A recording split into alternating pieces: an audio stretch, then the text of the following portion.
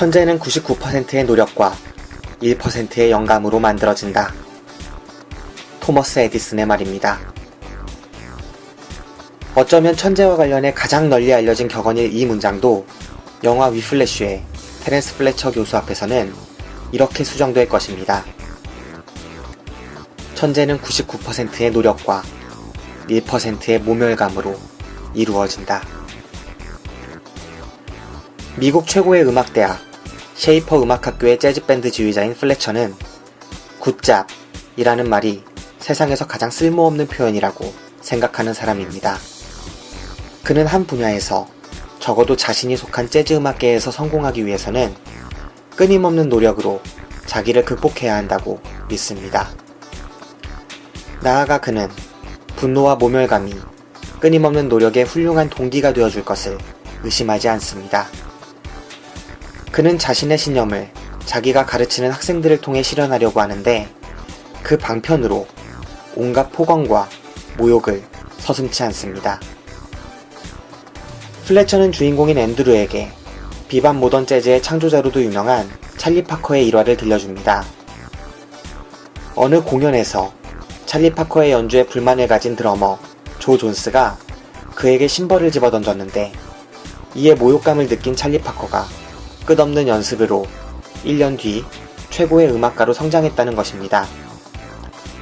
생후 18개월 만에 드럼스틱을 잡았다는 전설적인 드러머 버디 리치가 아닌 바에야 찰리 파커와 같은 자기 극복이 필요하다는 게 플래처의 지론인데 이를 받아들이고 끝내주는 연주를 해내는 주인공의 모습에서 영화도 얼마쯤은 플래처의 생각에 동조하고 있는 게 아닌가 싶기도 합니다. 하지만 한편으론 의문이 듭니다. 찰리 파커가 현재 우리가 아는 찰리 파커가 되기 위해서 그날의 조롱이 정말 필요했던 것일까요? 그날의 모멸감이 그에게 주요한 동력이 되었음을 부인할 수는 없겠지만 그의 미래가 고작 낡은 심벌 한 짝에 좌우되었다고 믿는 건 지나치게 안이한 판단이 아닌가 싶습니다. 시간이 날 때면 브람스와 쇤베르크, 힌데미트와 스트라빈스키의 음악을 듣고 스윙 재즈의 대안을 모색했던 남다른 10대 시절을 보냈으며 아트 테이텀의 연주를 듣기 위해서 그가 공연하는 클럽에서 접시 닦기를 자청했던 찰리 파커의 노력을 고작 낡은 심벌 한 짝보다 못한 것으로 여기는 그와 같은 생각에 저는 반대합니다. 여러분의 생각은 어떠신가요? 그럼 지금 바로 무비신의 영화방 방송을 시작하겠습니다.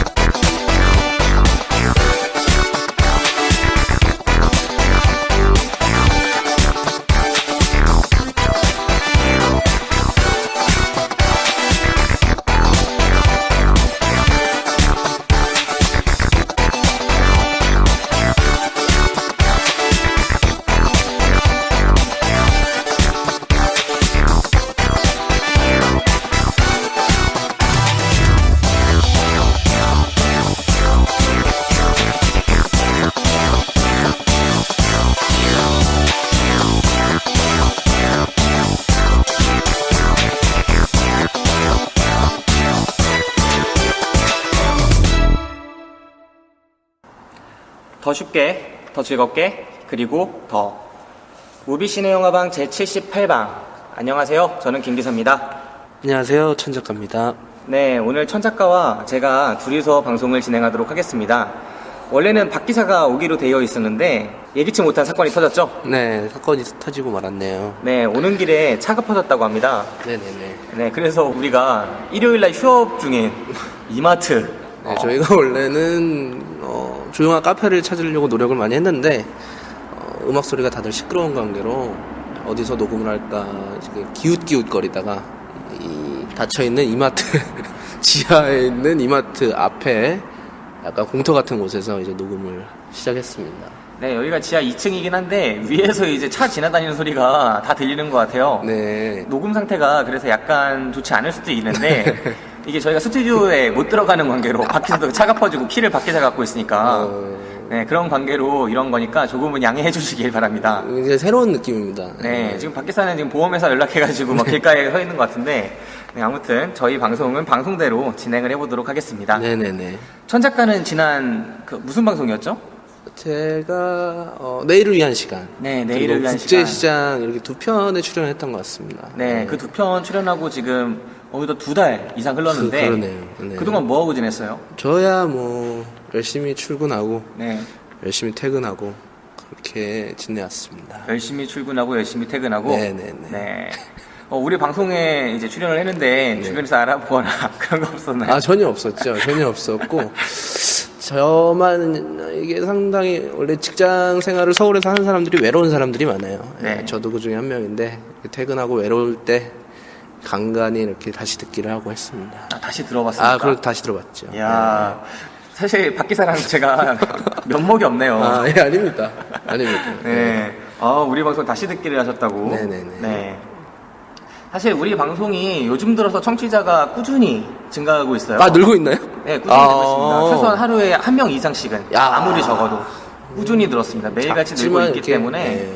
원래 저희 방송이 팟빵에서는 아무도 안 듣는 방송이었거든요. 아, 그래요? 저희가 아이튠즈에서는 그래도 몇백 분이 들으셨는데 팟빵에서는 기껏해야 100분이 안 되게 들으셨던 것 같은데 최근에 구독자가 점점 늘어나고 있습니다. 그 댓글로 몇 분과 이렇게 좀 다투시더니 노이즈 마케팅이 되는 건지. 아, 다퉜다니요. 다퉜다니. 그냥 우리 집 근처에서 자꾸 이상한 소리 하고 다니는 사람들이 그렇죠. 있길래 살짝살짝 뭐라 한 겁니다. 그렇군요. 네. 아무튼 그런 일들이 있었어요. 다시 말씀드리지만, 다시 말씀드리는 건 아니고, 이게 안 좋은 얘기라도 네. 남겨주시고 하시는 분들이 참 고마운 것 같아요, 저는. 그렇죠. 예, 너무 감사하고, 앞으로도 이 박 기사, 김 기사에게 많은 관심 부탁드립니다. 네. 그리고 저희가 천 작가한테 거는 기대가 상당합니다. 저는, 네. 우리 방송이 원래 10회 이상 출연하지 않은 사람한테는 이렇게 기사가 아닌 그런 별칭을 잘 수여하지 않거든요. 아, 그렇군요. 네. 광기사 같은 경우가 이제 10회를 겨우 넘어서 네네네. 이제 광전사로 거듭날 예정입니다. 네. 근데 천 작가 같은 경우에는 이제 박 기사가 하도 추천을 해서 거의 준 고정이다 해가지고 저희가 작가라는 칭호를 줬는데 그렇군요. 2달 동안 연락이 없었어요. 이게 아무래도 이 일상생활을 영위하다 보니까 네. 이제 요즘에 주말에도 얼마나 일이 많습니까? 이런저런 일들을 하다 보니까 네. 제가 좀 소홀히 했던 것 같습니다. 네, 그 점에 대해서는 좀 죄송하다는 말씀을 드리고 그럼에도 불구하고 이렇게 과도한 기대는 조금 지양해 주시는 게 네. 좋지 않을까 하는 마음이 있습니다. 네, 그렇습니다. 네, 아무튼 저희 천 작가와 함께 오늘 방송 무비시네 영화방의 제78방 네네. 위플래시 방송이죠? 예, 플래시. 네, 이 방송을 진행해 보도록 하겠습니다. 지금 이 영화가 상당히 핫해요. 핫합니다. 네. 이 영화 핫할 줄은 모르고 있었는데 아카데미 시상식을 전후로 네. 이제 많은 관심을 사람들한테 받고 있는 것 같아요. 사실 아카데미 시상식이라는 게 네. 우리나라 같은 경우에는 개봉하지 않은 영화들이 상당히 많이 출품이 되어 있잖아요. 맞습니다. 우리나라에서는 아직 배급을 좀 늦췄다가 네네. 일부러 아카데미 시상식 이후에 기세를 여세를 몰아가지고 상을 그렇죠. 탔다. 네. 이런 거 위에 있잖아요. 오스카 트로피 몇 개 해놓고 그렇죠. 4개 부문 수상 네. 이런 거를 하기 위해서 좀 늦췄다가 개봉한 영화들이 많아요. 맞습니다. 예, 마케팅의 어떤 두 가지 방향이라고 할 수 있겠죠. 어떤 네. 블록버스터 같은 영화들은 그런 게 필요 없죠. 그냥 물량으로 때리면 되니까. 근데 이렇게 약간 작품성이 있고 뭔가 좀 제작비가 좀 덜 들어갔다. 네. 이런 영화들 같은 경우에는 표현을 참 저렴하게 하시네. 이런 타이틀들이 굉장히 마케팅에 많이 이용이 되고 있습니다. 네, 제작비가 덜 들어가는 영화들이라고 그렇습니다. 꼭 집어주셨습니다. 예. 네. 그런 영화들은 이렇게 하는 경향이 있는데 이 영화 말고도 이제 스틸 앨리스 여우조연상 이번에 받았죠, 줄리안 모어가. 네네네. 그런 영화 같은 경우에도 아직 개봉을 하지 않은 상태로 개봉을 앞두고 있습니다. 네네. 네, 그런 영화들에 대해서도 꾸준한 관심 이렇게 가져주시면 좋을 것 같습니다. 네네, 맞습니다. 그 줄리안 무어 같은 경우에는 제가 스틸 앨리스 그 영화는 아직 보지 못했고 뭘 먹어요? 아직 보지 못했고 네. 그 맵 투 더 스타 작년 말에 맵 투 더 네네. 스타 영화를 봤었는데 미아 바시코브스카 그 배우 나오죠? 모르겠어요. 다른 배우 이름은 모르겠고 네. 줄리안 무어가 나옵니다. 거기서도 굉장히 인상적인 연기, 그 어떤 불안스러운 그런 네. 어떤 헐리우드 배우의 연기를 아주 탁월하게 소화해내지 않았나. 그것도 역시 무대 뒷면의 모습들을 보여주잖아요. 맞습니다, 네. 맞습니다. 예. 그러고 보면 우리가 셀러브리티의 이면, 버드맨도 그렇고 아. 그런 것들을 추적하는 영화들이 상당히 많이 개봉을 하는 것 같아요. 그렇네요. 네, 우리나라에서 톱스타가 있었죠. 박정훈 씨. 그런 영화가 있었죠. 네. 박정훈 감독의 톱스타 있었죠. 네. 예. 왜 우리나라에는 같은 소재를 가지고 예. 주목을 받지 못했을까? 제가 그 영화를 보지 못해서 뭐 가타보다 말을 시대를 앞서간 하기는 좀 불운한 그렇지만 걸작. 예, 그렇네요.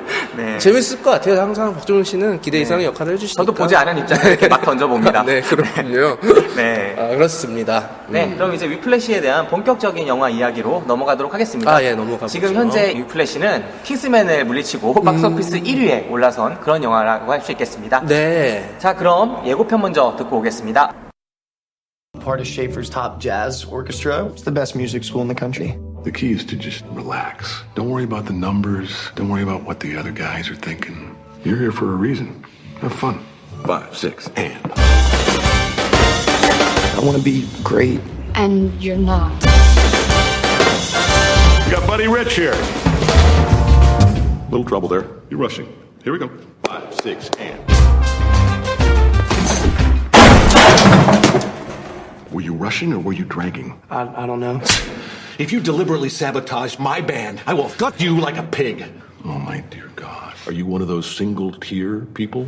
You are a worthless pansy ass who is now weeping and slobbering all over my drum set like a 9-year-old girl. So how's it going with the studio band? Good. Yeah, I think he likes me more now.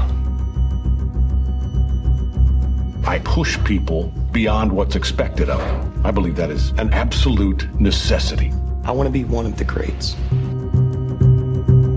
I would never let him put my son through hell. Why would you let him get away with what he did to you? There are no two words in the English language more harmful than good job.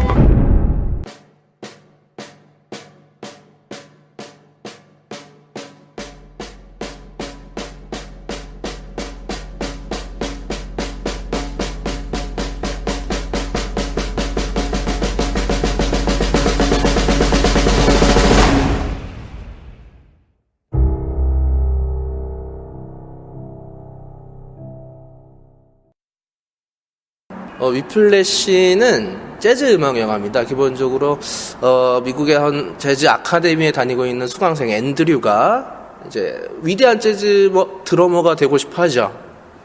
근데 이제 그 아카데미 선생님들 중에 플래처라는 약간 난폭하다고 할 수도 있고, 근데 재즈에 있어서만큼은 굉장히 프로페셔널한 그런 엄격한 선생님 밑에서 이제 선생님이 맞나요? 지휘자인가요? 지휘자 밑에서 이제 재즈 드럼에 대해 깊숙이 탐미해가는 그런 과정이 한 켠에 있고요. 그러다가 결국에는 뭐 여차저차해서 뭐 서로 관계가 좋지 않아졌다가 뭐 다시 마지막 연주를 통해 좋아진다는 이런 얘기를 보니까 제가 본 영화랑 굉장히 다른 영화 같네요. 네, 그런 영화가 되겠습니다. 예. 네, 위플래시. 미국 최고의 음악대학 셰이퍼 음악학교, 이곳이 처음에 배경으로 나오죠. 네, 그렇군요. 이곳에 신입생으로 입학한 앤드루라는 청년이 있습니다. 네네네. 네, 이 청년은 드러머고, 그런 드러머가 꼭 들어가고 싶은 그런 밴드가 있습니다. 재즈 밴드가. 정말 이름난 미국 최고의 음악대학 셰이퍼 음악학교 가운데서도. 그게 음악 대학인가요? 네, 음악대학입니다. 이 셰이퍼 음악대학 가운데서도 가장 유명한 재즈 밴드, 그곳에 들어가고 싶어 하는 거죠. 네네네. 근데 이곳의 지휘자인 플래처 교수가 그렇죠. 정말이지 난폭한 사람입니다. 맞아요. 네. 이 교수는 중간에 대사로 한번 나오지만 굿잡, 이렇게 잘했어라는 말이 가장 세상에서 쓸모없는 말이다. 그렇죠. 그만큼 무책임한 말은 없다. 굿잡이라고 하는 말은 사람을 대충하게 만든다. 진짜 사람을 발전시키는 것은 이렇게 개같이 열등감을 주고 모욕감을 주는 맞습니다. 그런 행위들을 통해서다라고 생각하는 그런 되게 특이한 교수예요. 네네. 이 교수는 적어도 한 분야에서 성공하기 위해서 끊임없는 노력으로 자기를 극복해야 한다. 이렇게 믿는 사람입니다. 나아가서 분노와 모멸감 이런 것들이 그런 노력에 훌륭한 동기가 되어준다. 이렇게도 믿는 사람이죠. 그렇죠. 네, 맞습니다. 이 교수가 이제 자신의 신념을 자기가 자기 밴드에 속하는 학생들을 통해서 실현하고자 하는데 그 방편으로 시도하는 방법들이 상당히 거부감이 드는 방법들이 있어요. 상당히 모멸감을 주거나 때로는 폭언을 일삼고 실제로 폭력을 행사하기도 하죠. 폭력... 따귀를 때리기도 하고. 따귀도 때렸네요. 네. 네. 드럼 집어던지고 뭐 이런 장면들이 기억이 납니다. 네. 네.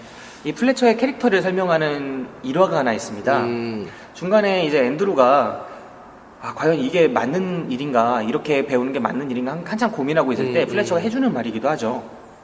비반 모던 재즈의 창조자라고 유명한 찰리 파커라는 사람의 일화를 들려주죠. 그렇죠. 어떤 공연에서 당시에 19살이던 찰리 파커가 연주를 하고 있는데 그때 드러머였던 조 존스라는 사람이 자기의 드럼 연주를 망친다는 그런 것 때문에 기분이 나빴나 봐요. 너무 연주를 못해서. 그래서 심벌즈를 갖다가 던졌다고 합니다. 이 찰리 파커한테. 심벌즈 맞으면 목 잘리겠더만요. 그래서 이런 상황에 매우 모욕감을 느낀 찰리 파커가 이후에 끝없는 연습을 통해서 1년 뒤에 전설적인 음악가로 성장을 했다 라고 생각을 하는, 그때 당시에 그런 대사였죠. 전 세계에 아무도 들어보지 못한 존나 멋진 네. 연주를 펼쳐버렸다. 네. 이런 대사가 기억이 납니다. 네.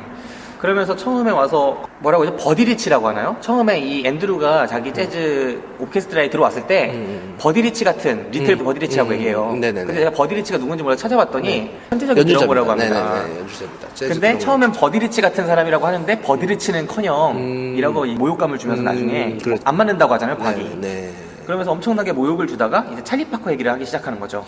그 찰리 파커 얘기는 제가 기억나는 장면 두 장면이 있어요. 하나는 맨 처음에 들어왔을 때, 이제 이 앤드류가 원래 핫바지 밴드에 있다가 이 플래처가 이 사람을 끌고 들어옵니다. 네. 그래서 자기네 팀으로 들어와서 첫 번째 시간에 메인 연주자 뒤에 있는 서브 연주자로 이렇게 앉아 있다가 잠깐 휴식 시간에 나와서 이제 플래처가 얘한테 벽에다 기대놓고 뭐 이렇게 네. 얘기를 했던 장면이 있어요. 거기서 버드리치 얘기가 처음에 나왔던 것 같고, 네. 그 다음에는 이제 이 앤드류가 때려치고 그 차 사고 때문에 뭐 나중에 말씀드리겠지만 차 사고 이후에 둘 다 그 아카데미를 나와서 우연히 마주친 그 바였나요? 뭐 네, 맥주바 네. 같은 곳에서 이제 우연히 마주친 다음에 이제 이 시몬스 그 플래처가 이제 찰리 파커에 관한 얘기를 풀어서 해주는 그 장면이 기억이 납니다.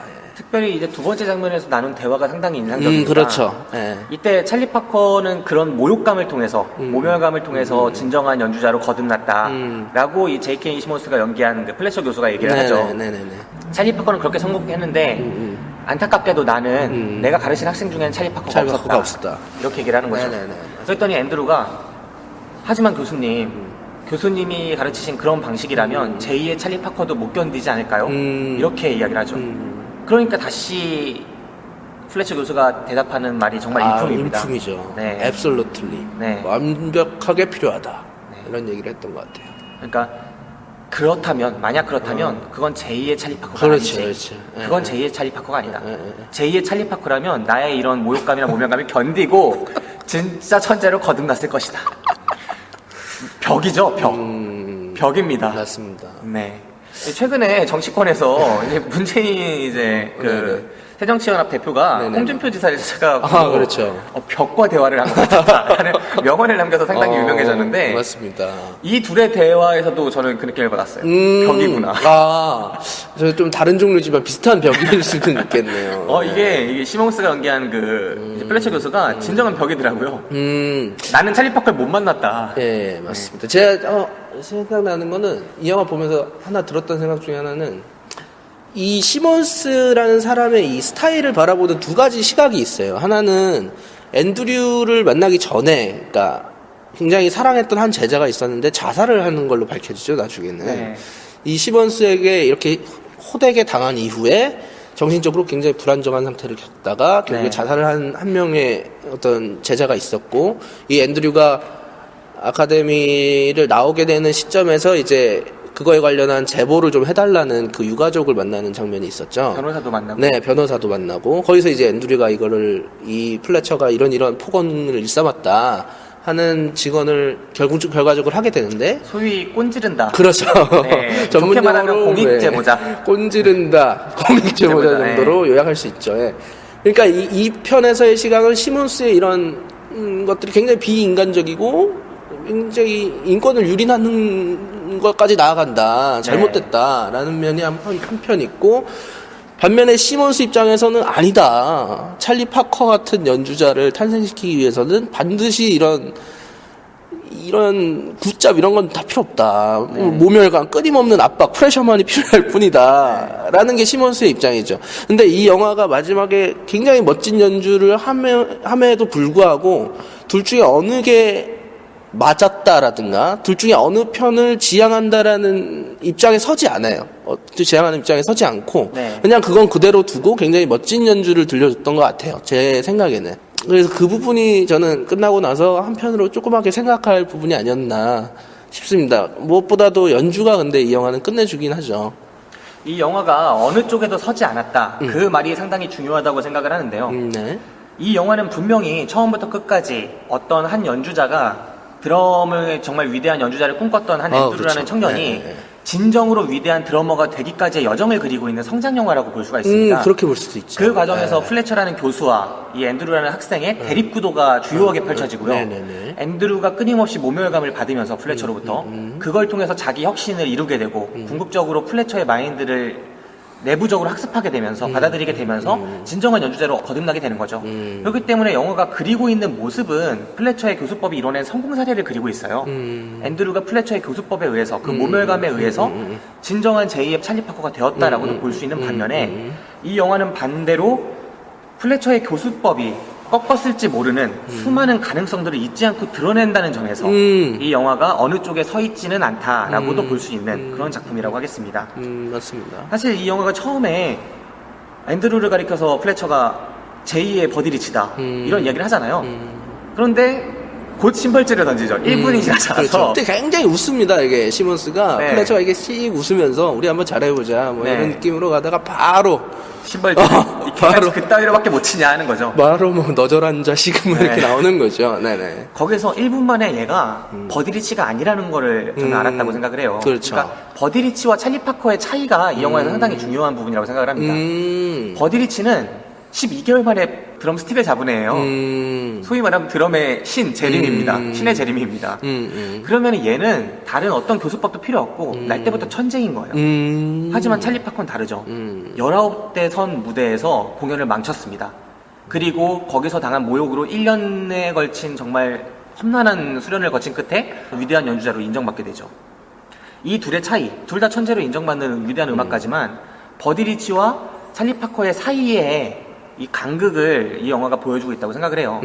플래처는 처음부터 재능이 있는 제자들을 찾았을 거라고 생각을 합니다. 그렇게 눈에 띈 게 더블타임 스윙 주법으로 연주를 하고 있었던 네. 그 앤드루였고 전에 자살한 그 친구도 아마도 그랬겠죠. 그리고 그런 친구들한테 모욕감을 준 겁니다. 왜냐? 얘들은 버디리치는 아닌데 재능은 보이니까. 버디리치는 아니지만 찰리 파커는 될 수 있을 것 같으니까. 그래서 그렇게 압박을 줬는데 그 과정에서 첫 번째 친구는 죽었고 그리고 주인공인 앤드루는 제2의 찰리 파커로 거듭나게 되는 겁니다. 영화가 이 부분들을 어느 입장에 서지도 않은 채로 매우 중립적이면서도 또 사실적으로 대중지향적인 영화로서 잘 그려내고 있지 않나 그렇게 생각할 수 있을 것 같습니다. 지금 여러분께서는 무비시네 영화방을 듣고 계십니다. 우리들의 팟캐스트 방송국 DPS. 이 영화가 기본적으로 재즈 음악 영화긴 하지만 전형적인 음악 영화나 또 내지는 스승과 제자 사이를 다룬 그런 사제지간의 감동 드라마 이런 것과는 상당히 상이한 영화라고 볼 수 있어요. 맞습니다. 네. 예. 둘이 어떻게 보면 연애를 하는 것과도 같은 그렇죠. 그런 진한 감정을 느낄 수 있습니다. 그런데 연애라고 하면은 또 표현이 안 되는 게 네. 연애도 로맨틱 코미디가 거의 주이기 때문에 그렇죠. 이 영화는 거의 파격적인 그렇죠. 치정 멜로에 네, 가까운 그렇네. 네. 그러니까 전반적으로 두 인물의 대립구도에 집중했다는 점에서 이 영화의 특색을 찾을 수가 있을 것 같아요.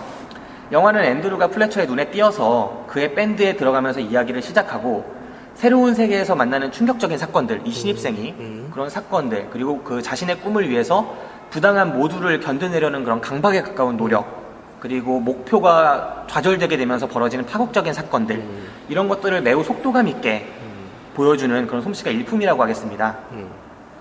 맨 처음에 플래처가 지휘하는 밴드의 연습 시간 이런 것들이 인상적으로 그려지죠. 그렇죠. 네, 한번 설명해 주실까요? 맨 처음에 지금 기억나는 장면은 맨 처음에 이제 이 친구가 올라와가지고 연습 시간에 앉아 있는데 자기 차례가 오게 되죠. 자기 보고 한번 쳐봐라 이렇게 네. 돼가지고 치는데 바로 이제 그건 내 박자가 아니야.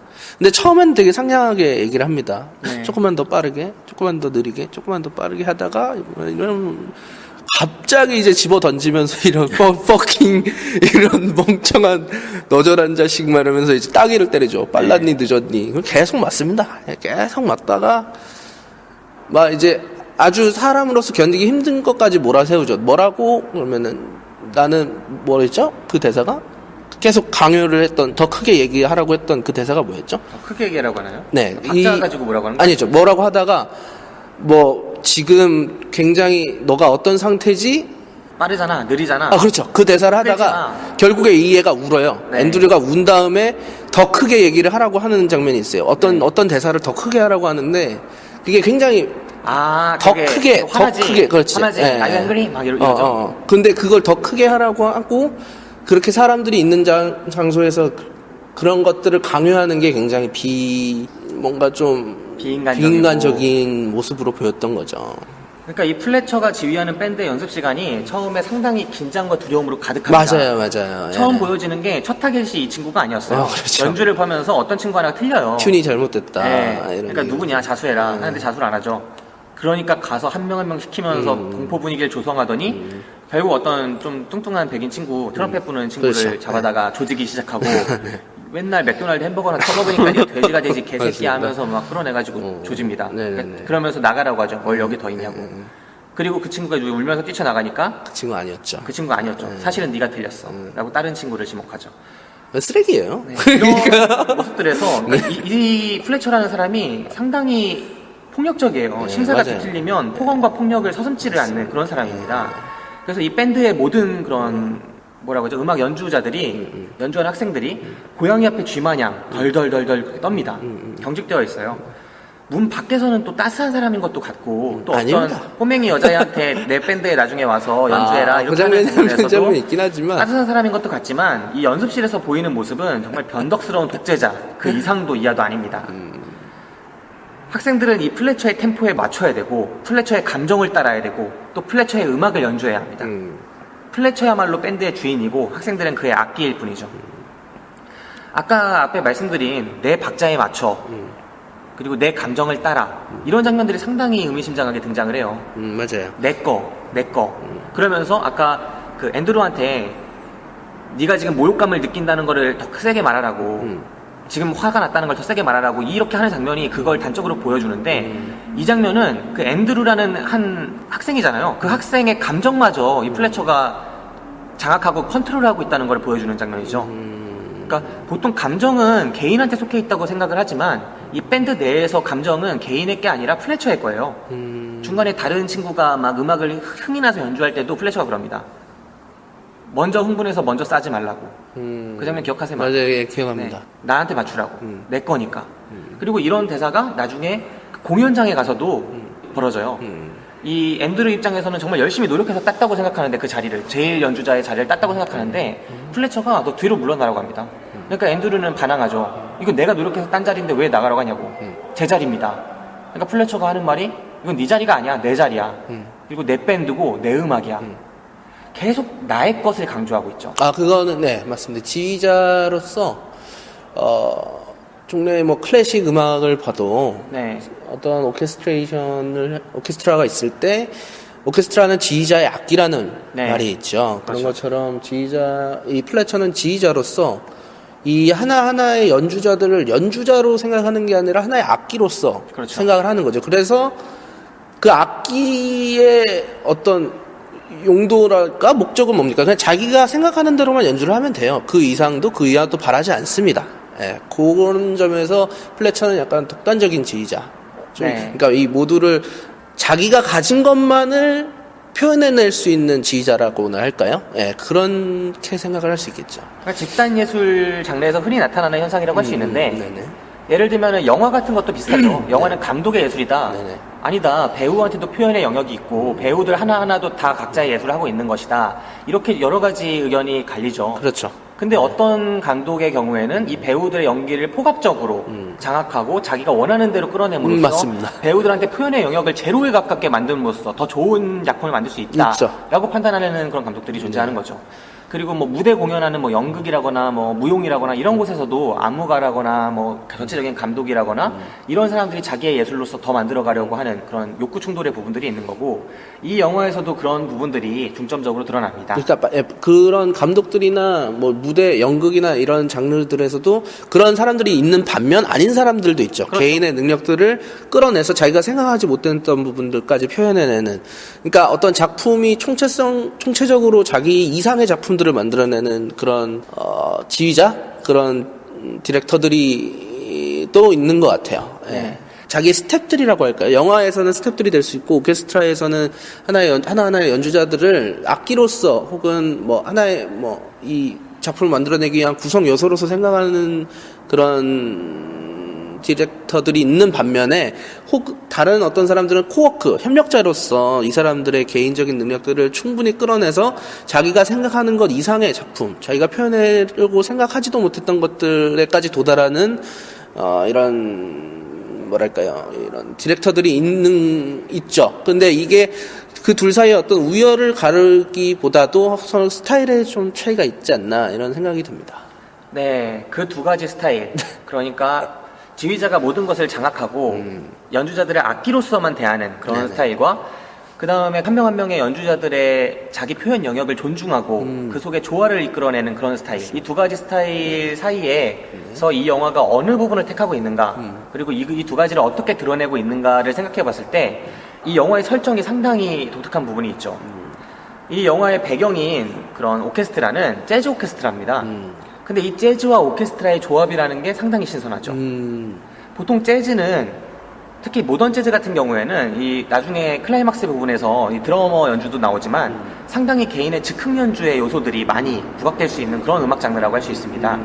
그런데 오케스트라는 조금 다르죠. 오케스트라는 지휘자를 두고 있고 그 지휘자의 통제에 따르면서 전체의 그 파이의 크기를, 풍미를 더 크게만 가져가는, 순도 높게 가져가는 그런 측면에 집중하는 음악 방식 아니겠습니까? 근데 이 재즈와 오케스트라의 절묘한 조화를 이룰 수 있는 재즈 오케스트라를 배경으로 설정으로 두고 있다는 점이 이 영화의 특이한 점이라고 할 수 있겠습니다. 더불어서 이 영화가 그런 재즈 밴드 가운데서도 그 주인공인 앤드루가 드럼을 맡고 있다는 점, 이 부분도 상당히 의미심장해요. 보통 재즈 밴드 하면은 피아노, 그리고 기타, 색소폰 이런 것들이 주요 악기로 꼽히거든요. 하지만 상대적으로 주목을 덜 받는 드럼을 전면에 내세웠다는 점이 이 영화가 상당히 이색적인 점이라고 하겠습니다. 특히 영화는 주인공인 앤드류를 그 더블 타임 스윙 주법을 장기로 삼는 드러머로 설정하고 있는데요. 역동적인 즉흥 연주에 적합한 이 주법이 오직 리듬으로 승부하는 악기 아니겠습니까, 드럼이? 이 리듬으로 승부하는 이 드럼만으로도 멋들어진 클라이막스를 연주할 수 있도록 만들어가는 데 큰 역할을 하고 있습니다. 네, 이런 부분에서 이 영화의 설정이 좀 상당히 고민한 부분이 있다라고 생각을 합니다. 어떻게 보면 클래식으로 따지면 협주곡, 콘체르토 양식을 보였다고 볼 수도 있겠네요. 네. 어떤 개인 독주가와 오케스트라의 대비. 실제로 마지막 부분의 편집에 있어서도 그런 편집이 돋보였던 것 같아요. 제 그렇죠. 지금 기억에는 그랬던 것 같고.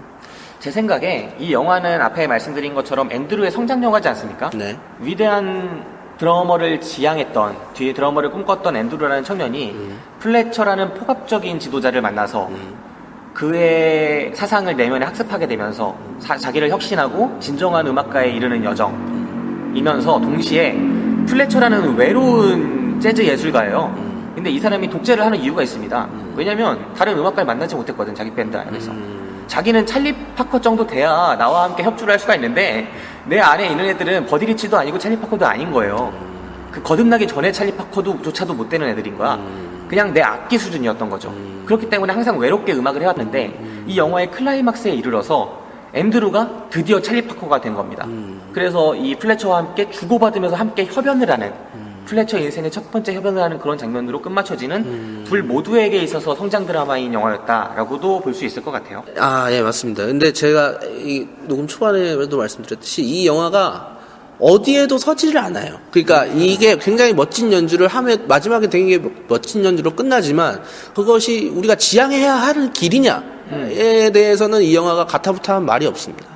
그러니까 성장 영화라고 볼 수 있지만 한편으로는 이런 시각이 있을 수 있잖아요. 왜 음악이 꼭 찰리 파커가 돼야 되고 버디 리치가 돼야 되지? 음악은 우리가 즐기면 되는 거고 연주자는 연주를 하면서 즐기면 되는 거고 듣는 사람들은 그냥 또 들으면서 즐기면 될 수 있는 거 아니냐? 음악이 꼭 그렇게 모두가 찰리 파커가 돼야 되는 건 아니지 않느냐라는 시각이 있는데 그런 시각이 틀리다. 이게 맞다라고 이 영화가 말해주지 않는다는 거죠. 그냥 그 두 가지를 같이 평가를 하지 않고 둔 채 그냥 마지막에 멋진 연주를 한다.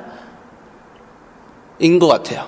저는 비슷하면서 조금 다르게 생각하는 게 이 영화가 무언가를 강요하고 있지 않고 그리고 이 영화가 무언가를 맞다라고 생각하고 있지 않고라는 점은 동의를 해요. 네네네. 하지만 이 영화는 분명히 어느 한쪽의 이야기를 그려내고 있습니다. 맞습니다. 그리고 그로써 한번 생각해봐라라고 여지를 열어주고 있는 쪽을 선택하고 있죠. 그렇죠. 예. 영화가 보여주는 건 정확하게 앤드류의 이야기예요.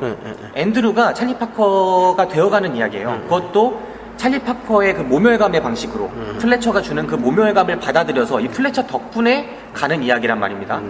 그렇기 때문에 이 영화는 매우 중립적인 시선으로 어느 것도 강요하고 있지 않음에도 불구하고 어떤 하나의 이야기를 하고 있는 것만큼은 사실이다라고 저는 생각을 합니다. 근데 이 하나의 이야기라는 게 왜냐면은 이 마지막에 사실 앤드류가 이렇게 각성을 하게 된다고 해야 되나요? 네. 약간 드래곤볼 생각이 나기도 하는데 각성을 하게 되는 지점이 플래처가 의도하지 않는 부분이에요. 사실 플래처는 마지막에 엿먹이려고 했던 거고 앤드류를 저는 그렇게 보거든요. 마지막에 플래처가 너는 내가 핫바지 얼간이로 보이냐라는 플래처가 그런 대사를 하죠. 그런 다음에 엿을 먹입니다. 그리고 나서 앤드류가 이제 실성해서 거의 나가죠. 네. 힘들어서 이렇게 나가는데 그거를 잡거나 뭐 하거나 하지 않아요. 플래처는 그냥 나가는 걸 두고 다음 연주를 준비를 합니다. 근데 뛰쳐 들어온 게 앤드류죠. 갑자기 앤드류가 뛰쳐 들어오면 플래처가 놀랍니다. 이거 뭐하는 짓이지? 갑자기 막 드럼을 치더니 뒤에 옆에 있는 베이스 연주자한테 따라 들어가라. I'll cue가 그때 처음 나오죠. 그 대사가. 그때부터 이루어지는 연주들은 사실 플래처가 계산을 하거나 그랬던 게 아니에요. 이걸 앤드류가 만들어야겠다라는 것이 들어가 있지 않은 되게 순간적인 어떤 발화되는 지점이었던 거죠. 그러니까 제가 이 얘기를 하는 이유는 이것이 이런 멋진 연주가 이루어지는 것이 그걸 뭐라고 얘기를 해야 돼? 우연히 벌어졌다? 그런 느낌이 들었어요. 그 마지막 장면은. 저는 그 점도 조금은 다르게 봐요. 저는 플래처가 선생님이라는 게 보통은 학생들을 만든다. 자기가 자기의 교육 방식, 자기의 교수법을 통해서 학생들을 만든다라고 보통 생각하기 쉽지만 저는 플래처의 교수법은 조금은 달랐다고 생각해요. 그러니까 드러머였던 조 존스가 그 찰리 파커를 만든 게 아닌 것처럼 플래처는 자신이 만약에 심지어 진짜 제2의 찰리 파커라고 할지라도 자신이 학생들을 진정한 재즈 음악가로 만들 수는 없다라고 그걸 알았을 거라고 생각을 해요. 다만 이제 플래처의 방식은 자신이 알고 있는 진짜 음악가가 되기 위한 과정, 그러니까 모멸감을 통해서 자기의 한계와 자꾸 마주하게 하는 계기를 거듭해서 제공하는 그런 역할을 하기를 원했던 것이다 라고 저는 생각을 합니다. 그러니까 마지막 그 장면에서 앤드류한테 엿을 먹이기 위해서 그렇게 말을 했다고 하잖아요. 저는 반대로 생각해요. 플래처는 그 정도의 모멸감을 이겨내야 이 제2의 찰리 파커가 될 수 있다라고 생각을 했던 거예요. 왜냐하면 그거를 되게 모멸감이라고 생각을 하지만 조 존스가 심벌즈를 던졌던 것도 얘를 성장시키기 위한 게 아니었어요. 조 존스도 찰리 파커한테 엿먹으라고 심벌즈 던진 거였어요. 하지만 그걸 통해서 얘는 거듭났죠. 찰리 파커는. 마찬가지로 그 플래처는 계속 그런 거예요. 이 사람한테 계속 엿을 먹이려고 하지만 그 엿을 먹이는 걸 네가 극복해야 진짜 찰리 파커다 라고 생각했던 게 있었다고 생각을 해요. 그리고 앤드류는 그걸 내면화시켜서 정말 극복을 했던 거죠. 그 플래처의 이야기를 내면화시켜서. 그러면은 플래처의 그 대사, 넌 내가 몰랐을 줄 알았냐. 그렇죠. 그 대사도 정말 플래처의 멋졌죠. 교수법 중에 하나였다는 말씀이시죠? 저는 그렇게 생각합니다. 철저한 통제와 계속 모멸감과 모욕감과 극한의 한계와 이런 것들을 계속 줬을 거라고 생각해요. 정말 그렇게 단순하게 분노해서 그런 것만은 아니었다고 생각합니다. 하지만 진짜 분노하지 않았다면 또 그걸 못하는 것도 사실이죠. 그렇죠. 조 존스도 분노를 했으니까 심벌즈 던질 수 있었던 거고. 그러니까 조 존스가 이게 좀 확실해야 되는 게 조 존스인지 존 존스인지 존 존스는 격투가고. 조 존스라는 그 드러머는 심벌즈를 던졌죠. 네. 그거는 이 사람이 화가 나서 던진 거예요. 그렇죠. 근데 플래처는 그 사람이 그걸 던졌기 때문에 찰리 파커가 그렇게 위대한 연주가가 됐다고 얘기를 하잖아요. 네. 그러면 만약에 이 사람이 마지막에 그 대사를 했다는 것은 조존스처럼 완벽하게 화가 나 있거나 아니면 찰리 파커를 만들어내기 위해서 한 거죠. 둘 중에 하나인 거지. 아니, 그게 아니라 깊은 빡침이 없는 설정은 되지 않은 거예요. 그러니까 깊은 빡침이 있죠. 그럼 빡쳐서 한 거예요. 그렇죠. 그게 다른 게 뭐냐면 네. 앞에서 그 천작가 같은 경우에는 네네네. 그 밴드에서 보여지는 그 플래처의 모습이 진짜 모습이다. 네. 밖에서 따뜻한 사람이 아니다 이렇게 얘기를 했잖아요. 네네네. 저는 반대로 생각해요. 이 사람은 사실 따뜻한 사람이었어요. 어. 제가 이해하는 플래처의 캐릭터는 네네. 매우 따뜻하고 감성적인 사람입니다. 나중에 피아노를 그 바에서 칠 때도 그렇고 아, 그렇죠. 진짜 이 그렇죠. 감성적이고 따뜻한 느낌이 영화 중간중간 묻어나요. 근데 이 사람은 자기가 믿어요. 그 조존스가 만들어낸 심벌즈의 신화를 믿는 사람이에요. 진정한 찰리 파커, 진정한 예술가가 되기 위해선 그렇게 되기 위한 유일한 길이라고 이 사람이 생각하는, 플래처가 생각하는 건 그 분노에 어린 심벌즈밖에 없는 거예요. 그렇죠. 진짜 그 심벌즈 하나 때문에 찰리 파커가 만들어졌다고 믿는 거예요. 그게 사실이건 아닌 건 중요하지 않아요. 이 사람한테는 사실이에요. 그러니까 그게 사실이니까 마지막에 그 대사가 만약에 그 사람이 그 대사를 했을 경우에는 둘 중에 하나일 수밖에 없다는 게 둘 다를 같이 갖고 있을 수는 없다는 거죠. 둘 중에 하나일 수밖에 없어요. 하나는 진짜로 실제로 화가 나서 그렇게 했던가 아니면 찰리 파커를 만들기 위해서 그렇게 했던가. 아니요, 둘 다 할 수 있어요. 둘 다 할 수 있다. 둘 다 할 수 있어요. 이 사람은 처음에 와서 학생들한테 그렇게 소리 지르고 지랄하고 했던 것도 네네. 의도하에 빡침을 보였던 거라고 저는 의도하에 생각해요. 빡침을. 네, 의도하에 빡침이었다고 생각해요. 그리고 그 빡침이 하다 보니까 습관이 됐겠죠. 이 사람이 밖에서 보여주는 그 따뜻한 모습은 내가 볼 땐 진실이었고 하지만 학생들을 기르기 위해서 계속 화를 냈고 그리고 이게 그 자신이 된 거예요. 이 둘 다 자신의 모습일 수 있다고 생각을 합니다. 그래서 이 사람은 화가 나는데 그 화가 나는 거를 더 자신의 의도하에서 더 증폭시키는 역할을 계속하고 있는 거죠. 좀 정리를 하자면 이 사람이 마지막에 그 대사를 한 것은 이 앤드류라는 학생이 찰리 파커화 되게끔 만들기 위해서 일부러 진짜 화가 난 거를 그냥 표출한 거네요. 네, 더 극단적으로 표출하는 거죠. 최고의 무대를 만들어주는 거죠. 왜냐면 정말 그렇게 하지 않고 다른 방법으로 해소할 것도 많았거든요. 근데 이 사람은 저 드러머로서의 그 재능을 높이 사고 있었어요. 진정으로 앤드류가 뛰어난 음악가가 될 자질이 있다고 여기고 있었어요. 그렇기 때문에 플래처는 자기가 선생직을 그만뒀음에도 밀려났음에도 불구하고 마지막 한 번에 더 계기를 제공하고 싶었던 욕구가 계속 있었을 거라고 생각해요. 일깨우고 싶은 욕구. 그 욕구 때문에 마지막 무대를 더 제공하면서 거기서 한 번 더 모욕감을 준 거죠.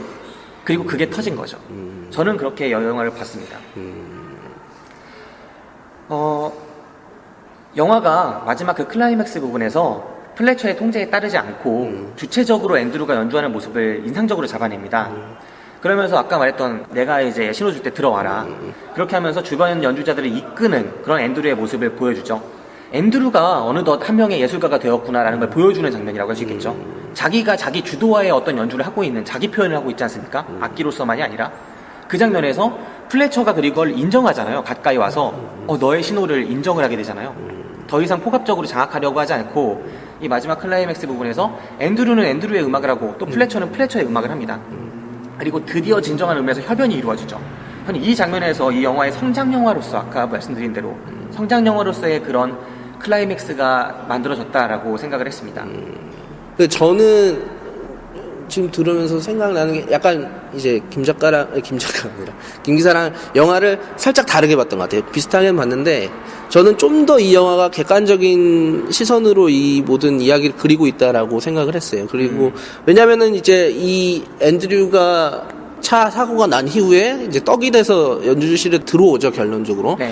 그 장면도 진짜 대단했죠. 차 사고가 났는데도 비틀거리면서 갑니다. 가가지고 드럼을 치겠다고 앉는데 이게 막 드럼 스틱도 제대로 못 잡습니다. 이거를 보면서 플래처는 뭔가 위로한다거나 얘의 상태에 대해서 걱정을 하는 게 아니라 이 무대에 대해 생각을 하고 이 애가 이 무대를 망쳤구나라고 생각을 하고 너는 끝났어 라는 대사를 해요. 근데 저는 이제 그 장면을 바라볼 때 제가 이 김 기사와 얘기를 하면서 느낀 건 김 기사는 그 장면도 그러한 경향 아래에서 이제 그런 대사들이 있었다라고 볼 것 같아요. 근데 저 같은 경우에는 이 플래처가 그 당시에는 그 무대를 실제로 망쳤고 그것에 되게 화가 냈고 그 다음에 이 앤드류라는 애를 진짜 끝났다라고 생각을 해서 그런 대사를 했다고 생각했던 것 같아요. 영화를 볼 때. 네. 그런 부분에서 좀 차이가 많이 나는 것 같아요. 제 해석과는 좀 다른 부분이 있네요. 저는 물론 이 플래처라는 음악가가 자신이 이 무대에 욕심이 없을 수는 없다라고 저는 생각을 합니다. 그렇기 때문에 플래처는 이 공연을 앤드루가 망친 거에 대해서 상당한 불만과 분노를 가지고 있었을 거라고 생각을 해요. 그래요. 그리고 그런 것들이 대사를 통해서 그 공연에서 내 공연, 내 밴드, 내 자리 이런 걸 계속 강조하거든요. 그러니까 이거는 확실한 플래처의 무대였고 이 플래처의 무대를 학생인 앤드루가 망쳤기 때문에 분노가 있었다고 생각을 해요. 하지만 동시에 플래처는 앤드루를 매우 재능 있는 제2의 찰리 파커가 될 수 있는 학생으로 봤어요. 그렇기 때문에 끊임없이 이 학생을 일깨우기 위해 노력해온 사람이었고 이 자리에서도 그 연장선상에 어느 정도는 있었다고 보고요. 그렇기 때문에 이 학생이 다쳐서 들어왔을 때 그런 마음 같은 것도 있었을 거라고 생각을 합니다. 근데 저는 제가 이렇게 바라본 식으로 영화를 해석해서 이 영화가 더 좋았던 것 같아요. 그러니까 어떤 의도대로 계속 뭔가가 이루어지는 게 아니라 이 위대한 연주라는 것이 탄생하게끔 되는 과정에서 네. 서로 간의 뭐 어떤 생각이나 이런 것들이 일관적이지 않고 뭔가 좀 우리 사는 게 좀 그렇잖아요. 모든 걸 일관적으로 할 수가 없고 뭔가 다 생각대로 되지가 않잖아요. 근데 이런 것들이 우연치 않게 맞아 들어가면서 총체적으로 마지막 연주로 드러나는 장면이 드러났다고 생각을 하기 때문에 더 좋았던 것 같아요. 저는 이 영화가. 사실 이 영화에서 조금의 차이예요. 우리 둘이 봤을 때 그렇죠, 조금이 그렇죠. 사실 네. 많이 다른 게 아니라 조금 다른 건데 네네. 저는 이 영화가 사실 주목하고 있는 부분이 그 점에 있다고 생각을 해요. 끝없는 충돌을 하잖아요. 앤드루와 플래처가 끝없는 충돌을 하면서 이 영화가 집중하고 있는 건 무엇이냐면 결국 영화 초반에 위대한 드러머가 아니던 앤드루가 영화 끝 말미에는 위대한 드러머가 됐어요. 그렇다면 그 위대함이 빚어지던 그 순간은 과연 어디에 있는가? 영화가 그것을 보여줬어야 한다고 저는 생각을 해요. 하지만 저는 이 영화를 조금은 부족하다고 봤던 거는 이 영화가 그 위대함이 빚어지던 그 순간이 무엇에 의해서인지 어떤 순간인지를 명확하게 집어내는 데는 실패하고 있다고 맞아요. 저는 그래서 더 좋아요. 네. 저는 그것 때문에 아쉬웠어요. 그러니까 우리가 본 관점이 그것 때문에 차이가 있는 거죠. 저는 그렇게 생각을 하지만 그럼에도 불구하고 그 과정, 그러니까 이 위대함이 빚어지기 직전의 과정과 위대함이 빚어진 이후의 과정이 있잖아요. 이후의 순간들이 있어서 이 위대함이 어떻게 빚어지고 있는가에 대해서는 어느 정도 추정이 가능하게끔 그려내고 있다고 생각을 해요. 그래서 저는 제 나름대로 그렇게 생각을 했던 거죠.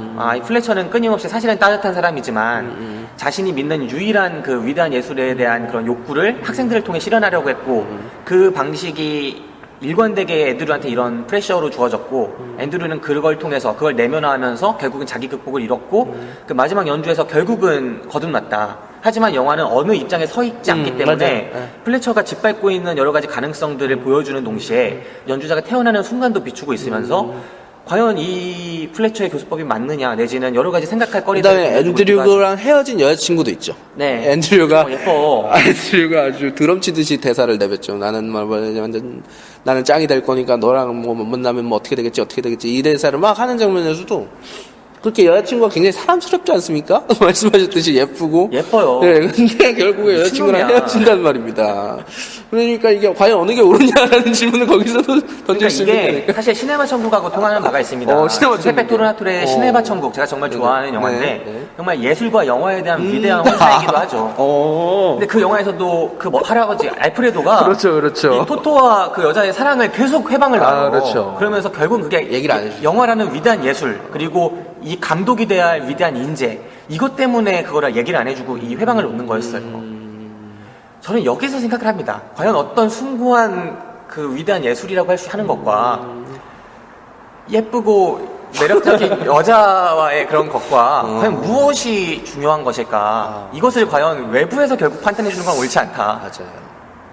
근데 어쨌든 플래처의 같은 경우에는 자기가 알프레도처럼 완전히 판단해 준 건 아니고 압박만 했죠. 그 압박이 좀 지나쳤을 뿐이지. 그리고 그 속에서 이제 앤드루라는 이 인물이 이 앤드루라는 인물이 그 플래처의 온갖 모욕을 감내하면서 비틀려가는 그런 심리 상태를 겪잖아요. 그리고 영화가 그 모습을 보여주면서 여자친구와의 그런 관계를 삽입을 하는 거죠. 그 과정 속에서 앤드류가 정상적인 사람이 아니게 되어가고 있구나라는 것도 보여주고 있는 그런 설정이었다고 생각을 합니다. 저는 안타까웠어요. 그 여자친구 예뻐요. 앤드류의 그 표정 연기도 너무 좋았어요. 거의 죽으려고 그러는 그 표정 있잖아요. 네. 그 마일즈 텔러라는 배우가 연기를 했는데 네. 아카데미 시상식에서는 J.K. 시몬스만 그 플래처 교수만 맞아요. 조연상을 탔잖아요. 근데 이 영화의 적어도 절반은 마일즈 텔러의 공이다. 저는 그렇게 보고 있습니다. 아, 그 표정 연기 정말 대단했어요. 네, 정말 대단했죠. 이 영화는 한편의 성장 드라마이면서 서부 영화나 갱스터 영화의 느낌이 나는 몇 안 되는 음악 영화이기도 합니다. 정말이지 그 치열한 대립, 1대1의 그 대립과 극한까지 나아가는 그런 숨막히는 템포, 그 리드미컬한 그런 모습들. 저는 그리고 그게 굉장히 납득이 됐어요. 이 앤드류라는 사람이 점점 변해가잖아요, 성격이. 네. 근데 나중에는 이제 플래처한테 지랄을 한다고요. 야, 이건 내 자리야. 네. 퍼킹 내가 할 거야. 막 이러면서 지랄하는데 네. 이렇게 사람이 독선적으로 변해가는 과정이 어느 한 일을 그렇게 집요하게 아주 오랫동안 하면 그 분야에 관해서는 그런 어떤 독선적인 부분이 생기는 것 같아요. 네, 천 작가가 이제 소설 잘 안 써질 때 그런 독선적인 네네. 모습을 경험을 네네. 했다라고 저는 그렇지 해석을 않습니다. 하겠습니다. 그렇지 않고요. 네. 네. 주로 갱스터 영화 같은 거 보면은 뭐 대부 시리즈에서도 그 그러니까 마이클 콜레오네죠. 알파치노가 연기했던 돈 콜레오네. 마이클 콜레오네. 마이클 콜레오네죠. 마이클 콜레오네. 그거는 이제 말론 브란도였고. 알파치노요? 네. 알파치노의 그 모습이 결국은 어떻게 파괴되고 파멸하고 그렇죠. 변해가는가. 처음에는 순수한 대학생이었는데 이 모습을 대부라는 영화 시리즈가 가장 강하게 보여주고 있다고 생각을 해요. 맞아요. 보통 갱스터 영화의 주류가 그런 거거든요. 처음에는 착하고 순수했던 사람이 이런 세계에 발을 들여놓은 이후에 어떻게 파멸해 가는가. 근데 이 영화가 주인공인 앤드류가 어떻게 파멸해 가는가를 보여주고 있는 부분도 있어요. 심리적으로 비틀려 가고. 그러면서 중간에 막 스승한테 그렇게 화내면서 막 집착하고 광기 어린 모습을 변해지고. 되게 처음엔 순수했던 1학년 대학생이었잖아요, 꿈만은. 그리고 동시에 이 영화에 이제 중간에 차 사고가 나서 삐떡이 된 채로 연주장에 들어왔을 때 그때도 이렇게 피 묻은 모습이 잘 어울릴 수가 없어요. 그러니까 이 영화가 갱스터 무비나 그런 것들을 참고하고 있는 흔적이 저는 연출적인 부분에서 상당히 많았다라고 생각을 하는 재밌네요. 부분이 있었습니다. 네네네. 네. 이 영화는 진짜 영화 역사상 가장 강렬한 드럼 연주가 등장하는 작품이기도 합니다. 정말 끝장납니다. 정말 안타까운데 올해 버드맨이 없었다면 최고의 드럼 OST를 간직한 영화일 수도 있었다고 생각을 하는데 안타깝게도 버드맨이 드럼 OST를 너무나 잘 썼어요. 제가 버드맨을 아직 못 봐가지고. 정말 엄청났습니다. 네, 제가 꼭 한번 보겠습니다. 그래서 이 드럼이 심지어 이건 드럼 영화고 그건 드럼 영화가 아님에도 불구하고 OST가 드럼이 저는 그 영화가 훨씬 좋았거든요. 리드미컬한 그 느낌이. 그래서 조금 아쉬운 부분이 있었지만 이 영화도 상당히 꼽힐만한 작품이었다라고 생각을 하고요. 또 클라이막스 부분에서 음악 영화 하면은 항상 언급되죠. 제프리 러시가 주연했던 스코딕스 감독의 샤인이라는 영화가 있습니다. 샤인이라는 영화에 샤인 있죠. 그 데이비드 엘프갓이라는 호주 피아니스트의 이야기잖아요. 있습니다. 네네. 막 건반을 치는데 거의 미쳐가지고 땀에 쩐 그 건반이 소리가 안 나면서 건반만 눌리는 장면이 있어요. 맞아요. 네. 근데 기억하세요? 이번 클라이맥스? 기억하죠. 드럼을 치는데 드럼이 이제 그 신발 쪽에 땀에 막 쩔어 있죠. 그러면서 소리가 안 나요. 심벌을 치는데. 그 부분에서 샤인에 대한 오마주도 있구나. 역시 음악 영화로서 오마주를 하고 있는 부분도 있었다라고 생각을 했습니다. 이 영화가 편집상을 탔죠? 네. 편집에 대해서 어떻게 생각하세요? 저는 이 편집이 좋은 부분도 있었지만 전 초반부 한 20분 정도는 상당히 결함도 있었다라고 생각을 해요. 과연 편집상을 탈 만큼 그렇게 리드미컬하고 그런 작품이었느냐?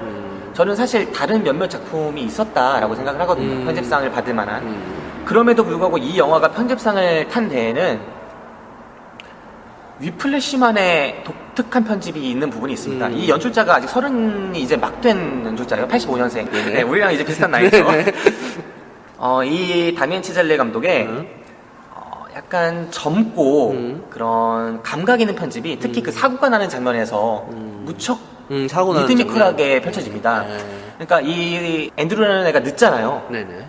장면 처음에 버스가 퍼지죠. 그렇죠. 연주하러 가는데 버스가 퍼지고 나중에 이제 렌트카를 빌리는데 그 렌트카 빌릴 때 그 사무실에다가 드럼스틱을 놓고 와요. 맞아요. 그래가지고 다 갔다가 다시 돌아오죠. 막 이런 과정 속에서의 편집이 매우 리드미컬하게 들어가는데 그랬던 것 같아요. 이 과정에서의 참신함 이런 점 때문에 편집상을 받지 않았나라고 생각을 합니다. 마지막 엔딩 장면에서 연주할 때 편집은 어땠나요? 저는 그 클라이막스의 편집이 정말이지 그 아쉬웠던 부분 가운데 하나였어요. 저도 비슷해요. 네, 이 편집이 어떤 것을 의도했는지는 알겠지만 이 편집이 그 두 캐릭터의 대결 같은 것들을 리드미컬하게 잡아내기에는 그 카메라의 움직임이나 그런 것들이 조금은 부족하지 않았나. 저는 이 시몬스라는 사람이 이렇게 손가락을 막 이렇게 하는 장면이 있어요. 네, 그렇죠. 손가락을 이렇게 하면은 네. 오케스트라가 뭘 하고 그거에 맞는 우리는 오디오 방송입니다. 오케스트라가 뭘 하고 이 장면이 있는데 생각보다 되게 투박한데 제가 그 장면을 실시간으로 보면서 요거는 좀 그런데라고 하면서도 맛이 가 있었던 이유는 음악이에요. 음악이 이 편집을 약간 투박한 편집이라도 이것을 몰입하게끔 만들어준다. 음악에 맞춘 이 편집. 그러니까 어떻게 보면은 편집이라는 것이 단순히 어떤 장면의 이어붙임이 아니라 이 사운드에 따라서 이 사운드도 굉장히 편집에서 중요한 요소라는 거를 다시 한번 느끼게 하는 그런 마지막 장면이었어요. 튀는 부분이 좀 많았음에도 이 음악 때문에 쭉 밀고 가게 되는 그 몰입도라는 것이 굉장하더라고요, 정말. 네. 좋았습니다. 그 몰입도만큼은 정말 색이 있는 연출이었다. 맞아요. 그렇게 표현할 수 있을 것 같아요. 맞아요. 세기가 있는 연출이었고 그것들이 약간의 투박하거나 조금은 노련하지 못한, 세련되지 못한 그런 편집이나 그런 부분들을 충분히 메꾸고 같이 안고 갈 수 있을 만큼 매력이 있었다. 아니 뭐 투박하지 못한 연출 이런 게 아니죠. 뭐 좋으면 좋은 거고 그냥 되게 좋았어요 저는. 근데 그 연출이 더 많은 것들을 잡아낼 수 있었다. 그걸 조금만 표현 방식을 뭐 그럴 섬세하거나 수도 다르게 있겠지. 했다면 이라는 아쉬움은 있었어요. 네. 그래서 과연 아카데미 편집상을 받을 만한 영화인가라고 생각했을 때 저는 이보다 편집이 나았다고 생각하는 아카데미 작품들이 몇 편 복수로 존재하거든요. 그 점에서 아쉬움을 드러낼 수 있을 것 같습니다. 이 위플래시 중반이 지나면서부터 빛을 발했죠. 그래도 편집은 그러면서부터 이제 젊은 연출가 특유의 그런 야심찬 시도가 두드러졌고 앞에 말씀드린 것처럼 몇몇 장면에선 과욕이 느껴지기도 했지만 그럼에도 불구하고 다른 많은 요소가 관객들로 하여금 사소한 단점쯤은 그냥 감안하고 넘어갈 수 있게 그렇게 만들고 있지 않나 그렇게 생각할 만한 영화였습니다. 저는 이 영화 기억나는 대사가 또 하나 있어요. 이 플래처가 자기 때문에 그 죽은 옛 제자의 음악을 틀어줍니다. 오케스트라에 어떤 연주 이제 시작하기 앞서 이걸 틀어주고 굉장히 막 슬픈 표정을 져요. 너 위대한 연주가였다는 걸 하면서 음악도 1분 정도 들려주고 들려주죠. 들려주고 나서 이제 바로 개판을 칩니다. 네. 플래처가 이런 병신 같은 너네는 꼭 내 박자를 오늘 쳐야만 될 거야 이러면서 나머지 다 대기시키고 3명을 돌려가면서 이제 완전 그렇죠. 조지죠. 근데 그 장면에서 북유럽 헬프 말하는 거죠? 그 북유럽 요정 같다. 그 장면에서 막 조지는데 그 와중에 이 앤드류랑 동기생이 한 명 있었어요. 신입생인데 네. 동기생 중에 한 명이 같이 이제 나중에 후발대로 올라오는데 걔가 이제 걔 차례가 됐어요. 그 전에 맨 선임애가 치다가 꺼지라 그러고 뒤로 간 사이에 얘가 이제 딱 앉자마자 의자를 조정합니다. 네. 의자를 조정할 때 이제 플래처가 그러냐 의자 때문에 그런 거였냐 병신아 네가 의자 때문에 지금까지 그랬던 거였냐 그러면 이제 제대로 칠 수 있겠네요. 이런 대사를 하거든요. 이 대사가 아주 짧지만 저 되게 좋았어요. 저도 상당히 좋았어요. 의자 때문이었니? 저는 이제 짧지만 강렬했던 군 생활을 되돌려보면 그런 대사들이 상당히 맞아요. 많이 이제 난무하잖아요. 특히 군 생활. 그렇죠. 너 의자 때문에 못한 거였어? 이런. 일반 영화에서는 잘 나오지 않는 그런 대사였어요. 저는 이 영화가 특별히 그 애들 조지는 장면에서는 이게 한국의 군대 영화의 어떤 군대 영화도 우리는 의무복무제 그 속에서 많은 부조리를 안고 있는 국가인데 네, 그렇죠. 우리 영화는 과연 무엇을 표현해 왔는가? 한국의 군 영화는 왜 이런 것들을 담아내지 못했던가? 기껏해야 그 하정우 주연의 그 윤종빈 감독의 용서받지 못한다. 네네네. 이 영화에 비하면은 진짜 가짜습니다. 그거 가지고도 리얼리티 살아있다고 그러잖아. 그러네요. 이 영화에서 나오는 그런 드립들. 저는 새삼 그 장면이 떠올랐어요. 좋죠. 네. 의자 때문이 정말 그런 거야? 의자 때문이었어? 네, 그럼 북유럽 요정같이 생긴 새끼야. 똑바로 치라고. 그렇죠. 이 게이 같은 새끼야. 그렇죠. 그러면서 애미애비 없는 새끼야. 막 이러면서 맞아요. 막 진짜 모독적인 발언을 돌아가면서 하잖아요. 캐릭터에 맞게. 맞아요. 절묘하게. 그거 맞아요. 캐릭터에 맞게 그렇게 욕을 잘할 수 없어요. 그것도 이제 역시 애정이 없으면 하지 못하는 얘기라는 거예요. 섬세한 관찰과 저는 거기서 새삼 느꼈어요. 이 플래처 교수가 얼마나 학생들을 따뜻한 마음으로 관찰해 왔는가. 그러니까 세밀한 부분까지 지켜왔고. 왜냐면 한국 이제 교육계에서 이렇게 욕하고 그 쌍욕하시는 우리 같은 학교 나왔잖아요. 그렇죠. 그런 선생님들을 살펴보시면 네네네. 주로 미친 개 뭐 이런 별명 드신 분들 맞습니다. 욕이 획일화돼 있습니다. 네, 맞아요. 학생의 개성과 그런 섬세한 부분을 관찰하지 않고서 자신의 개성만 투영한 그런 욕들 학생별 욕을 하지 않는 거죠. 그렇죠. 그런 욕을 하는 것만 듣고 있다가 이 영화에서 플래처 교수가 학생 개개인의 맞춤형 욕을 해주는 모습에서 얼마나 따스한 그런 관심이 있는 욕이었던가. 하나하나를 네, 그 이름으로 그렇죠. 불러주는군요. 저는 그로써 이게 얼마나 플래처 교수의 캐릭터를 심도 깊게 잡아냈는가를 알 수 있는 그런 좋네요. 부분이었습니다. 좋은 지적인 것 같아요. 네. 제가 오늘 한 평론 중에 가장 좋네요. 가치 있는 게 아니었어요. 아주 냉철한, 아주 정확한 지적이었습니다. 네. 자, 이제 위플래시에 대한 영화 이제 어느 정도 나눠봤는데요. 네네네. 아직 천작가 아직 하지 못한 말이 있다면. 위플래시요? 네. 글쎄요. 저는 이 영화를 보고 나서 정말 굉장하다. 정말 네. 굉장한 영화다. 한편 봤구나. 제가 그리고 이 영화가 마지막으로 본 영화예요. 한 달 반쯤 전에 봤었는데, 굉장히 그때 당시 봤던 영화들 중에서 또 뭔가 적수를 찾아보기 힘든 그런 좋은 영화였다라는 생각이 들고, 그리고 한편으로는 저는 사실 뭐 약간 번외 뭐 있으나 마나한 얘기지만 이 영화 공포영화인 줄 알았어요 맨 처음에. 이 이름이 위플래시 하면 뭔가 공포영화 같지 않습니까? 포스터도 네. 제가 제대로 안 봤어요. 제대로 안 봤는데 막 시꺼매가지고 뭐 이렇게 네. 글자가 막 그렇죠, 이것저것 써있고. 그렇죠, 막 빨간색으로 써 있었던 것 같은데 공포영화인 줄 알고 봤는데 와 이런 음악 영화가 있었구나, 이런 나왔구나 하면서 참 재밌게 봤던 기억이 납니다. 네. 저는 이 영화에서 덧붙이고 싶은 이야기 중에 하나가 네네. 저는 이 앤드루라는 아이가 플래처를 만나게 되면서 심리가 많이 뒤틀리고 무너져 가잖아요. 그렇죠. 그 속에서 친구가 없고 이런 것들을 이제 친척을 만나고 할 때 여러 가지 의미심장한 장면이 보여집니다. 맞아요. 예, 그런 특히 이 친척들 만났을 때 자기 아들 잘났다 이렇게 막 비교하고 네. 이런 분위기가 암묵적으로 어느 정도 펼쳐지는데 그 속에서 또래인 친척이 그 미식축구 선수예요. 맞아요. 근데 미식축구 선수인데 학교에서 이제 축구를 하는 거죠. 근데 그게 3부 리그에 속해 있는 대학이라고 합니다. 근데 네네. 거기서 MVP를 탔다고 하죠. 그래가지고 이제 가족들이 칭찬해요, 어른들이. 와, 쟤는 이번에 MVP 탔어. 뭐 했어. 막 이런 식으로 칭찬을 하니까 앤드루가 그게 안 입고 온 거죠. 맞아요. 안 입고. 그러면서 쟤는 3부 리그 선수예요. 어차피 NFL 진출하지도 못해요. 막 이런 식으로 되게 싸가지 없게 말을 해요. 맞아요. 그러면서 이제 또 자기 얘기할 때는 나는 이제 우리 학교 쉐이퍼 음악학교 최고의 밴드에 들어갔다. 정말 최고의 음악을 배우고 있다. 막 이런 식으로 얘기를 하면서 이런저런 얘기를 나누다가 그 사촌이 물어보죠. 근데 음악이라는 게 더 잘하는 게 있냐고. 더 잘하는 게 존재하냐. 음악은 듣고 좋으면 되는 거고 그런 건데 더 잘하고 더 못하고 그거는 확실한 기준이 있어야 하는 건데 그런 기준이라는 게 존재하냐라고 물어보죠. 그랬던 것 같아요. 네. 네. 이 장면이 매우 의미심장했고 저도 이런 예술 분야에 어떻게 보면은 그 꿈을 가졌던 사람으로서 지금도 가지고 있고 하는 사람으로서 되게 평소에 고민하는 부분이었거든요. 앤드루는 그때 그렇게 그런 질문을 받고 처음으로 되게 당황하는 모습을 보여요. 그러면서 이렇게 대답하죠. 존재한다. 잘하는 게 있지 당연히. 이렇게 얘기를 해요. 근데 사실은 음악에 있어서 잘하는 게 있는가? 저는 그게 여러 가지 층위가 나뉠 수 있는 질문이라고 생각을 하거든요. 네네. 악기로서, 그러니까 이제 플래처 교수가 지휘하는 그 오케스트라의 악기로서 더 잘하는 건 존재할 수 있죠.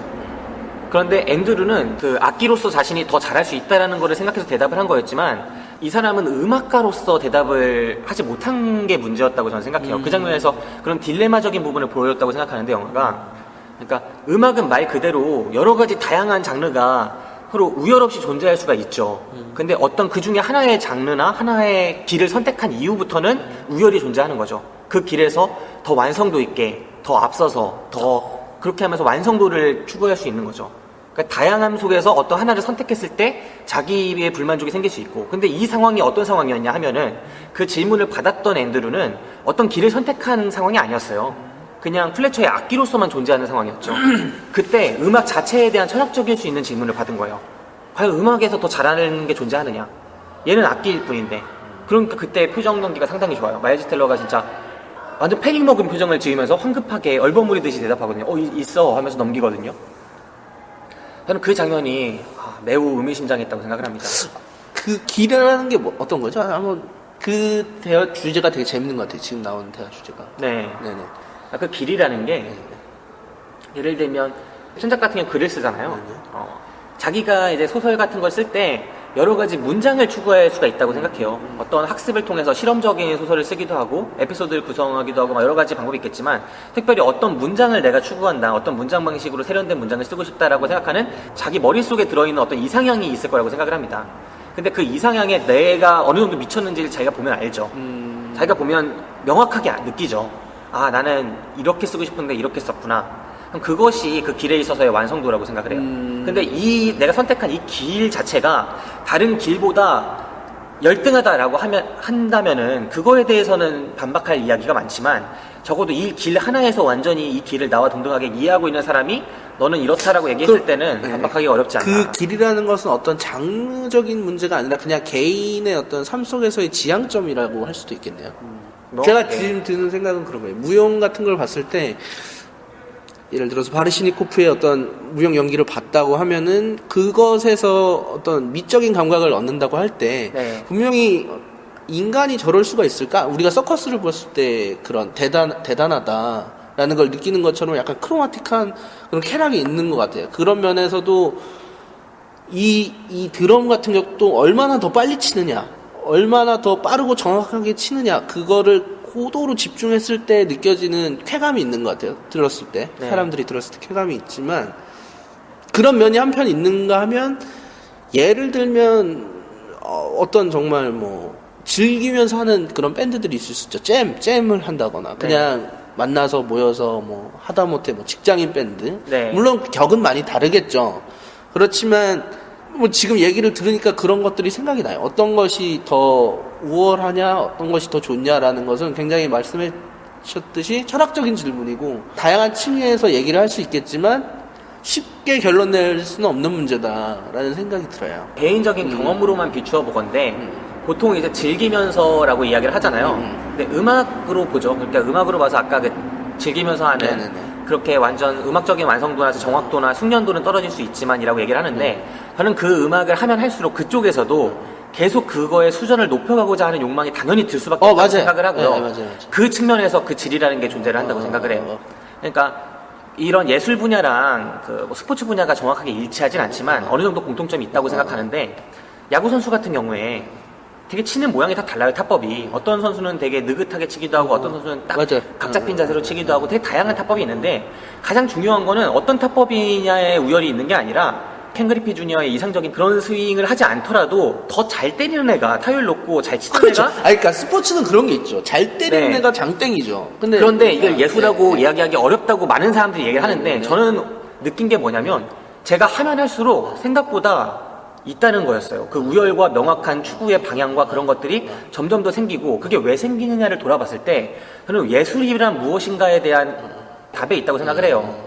저는 많은 철학자들이 내렸던 것처럼 저 역시도 개인적으로 그런 결론을 내렸는데 기술이다. 기술이 아니죠. 무슨 소리예요. 예술은 표현의 영역이죠. 그러니까 요리를 보고 예술이라고 하지 않잖아요. 요리를 보고 예술이라고 보통 하지 않아요. 하지만 그 요리에서 저는 그 식객이라는 영화를 보면서 이게 요리의 예술적 영역을 되게 잘 살렸구나라고 생각을 했는데 식객이라는 영화의 결말이 그거였어요.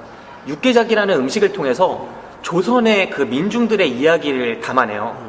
육개장에 어떤 나물은 뭐 우리 민족의 무엇을 표현하고 또 무엇은 무엇을 표현하고 이런 것들을 통해서 그 육개장을 왕한테 올리고 왕은 그 육개장을 받아서 그것들을 다 이해를 해서 그 안에 담긴 표현을 또 이해를 하거든요. 제가 생각하는 예술이라는 게 이것이었어요. 그러니까 표현자와 수용자 그것을 어떤 그들의 언어로 표현을 하는데 그림 그리는 사람은 그 회화적인 언어로 음악이면은 그 음이라는 언어로 그리고 글을 쓰는 사람은 글이라는 언어로 문장이라는 언어로 그거를 이야기를 하는데 표현자와 수용자 사이에 그런 표현 작업을 통해서 이런 것들을 매체를 통해서 그걸 받아들이게 되는 그런 작업들을 저는 예술이라고 생각을 했거든요. 그리고 그 예술이라는 작업에서 그 표현의 완성도나 이런 것들이 저는 존재를 한다고 생각을 했던 거예요. 그 완성도라는 게 분명히 있는데 그거는 개개인마다 다 다른 것 같아요. 개개인마다. 그러니까 어떤 하나의 지향점이 자기가 지향점을 삼을 수도 있고 삼지 않을 수도 있어요. 심지어 어떤 뭔가를 예술을 한다고 했을 때 뭔가를 표현한다고 했을 때 삼을 수도 있고 삼지 않을 수도 있지만 그 개개인 안에서의 완성도는 분명히 존재하는 것 같아요. 근데 그것이 예를 들어서 나에게 있어서의 완성도와 이 사람에게 있어서의 완성도가 서로 다르다. 그거를 일직선상에서 말할 수 있다는 거는 잘 모르겠어요. 일직선상에서 말한다는 건 아니고 그 작품은 그 작품 그대로로 판단을 해야 하는데 그렇죠. 그대로로서 완성도는 분명히 존재한다는 거고 많은 사람들이 예술을 정의를 안 하려고 해요. 사랑도 정의를 안 하려고 하는 것처럼 예술도 정의를 안 하려고 하는데 저는 그게 무척 나쁜 습관이라고 생각을 해요. 예술은 어떤 단어가 있잖아요. 그럼 그 단어는 어떤 것들을 묶는 이름이에요.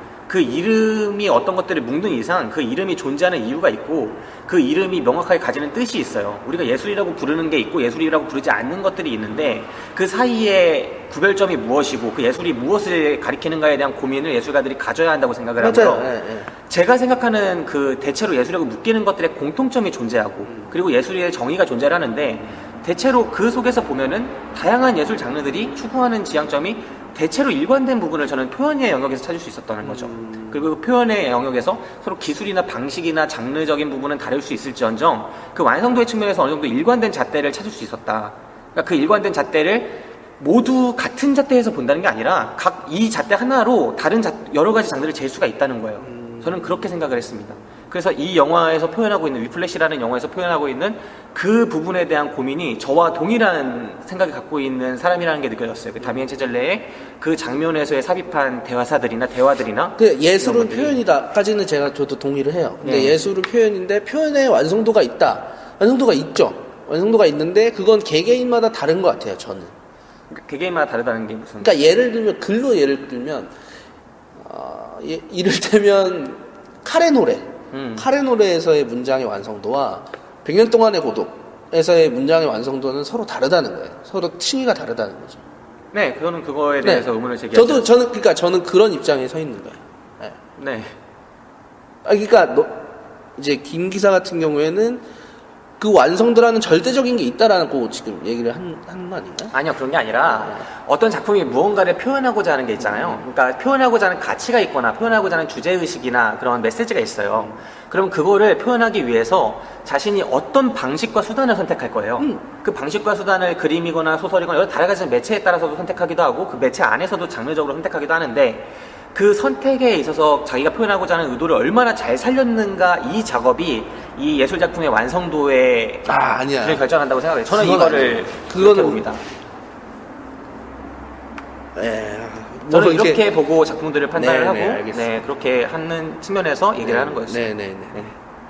저는 이제 의도의 예술이라는 것이 있다면 그 의도를 꼭 충족시키는 것이 예술인가도 잘 모르겠고 그러니까 어떤 작품 예전에 한번 이런 얘기를 한 적이 있는데 한 영화가 만들어질 때 이 영화 감독은 이 모든 것을 의도했다라고 주장을 하는 사람이 있었어요. 저는 그렇게 주장하지 않아요. 그렇죠. 네. 그렇게 주장을 하지 않죠. 근데 저는 이 사람이 얘기하는 것의 골자는 예술가의 의도대로 작품이 만들어진다라는 거거든요. 근데 저는 그렇게 생각하지 않아요. 작품이라는 것이 예술가의 의도대로 절대 만들어지지 않는다고 생각을 하고 그런 점에서 차이가 있는 것 같아요. 김 기사와. 의도대로 만들어지지 않는다는 게 도대체 무슨 말이에요? 예술가가 어떤 의도를 갖고 있어요. 네. 나는 이런 것들을 표현하고 싶어. 그렇죠. 당연히 갖고 있죠. 근데 그 작품이 만들어진 작품은 그 의도대로 만들어지지 않는다는 거예요. 그 작품의 의미는 그 의도와는 전혀 상관이 없는 걸 수도 있고 받아들이는 사람에 따라서는 그리고 그 작품에서 사람들이 되게 그 작품을 봤을 때 많이 느끼는 어떤 감정이라든가 어떤 뭐 감동이라든가 뭐 이런 게 있다고 치면은 그거는 작가의 의도와 전혀 다른 지점일 수 있다는 거죠. 일 수 있죠. 그렇죠. 일 수 있는데 네. 어쨌든 작가는 무언가를 만들 때 저는 의도를 갖고 있다고 생각해요. 그게 심지어 의도가 없으려는 의도이라고 할지라도 있어야 한다고 생각을 하고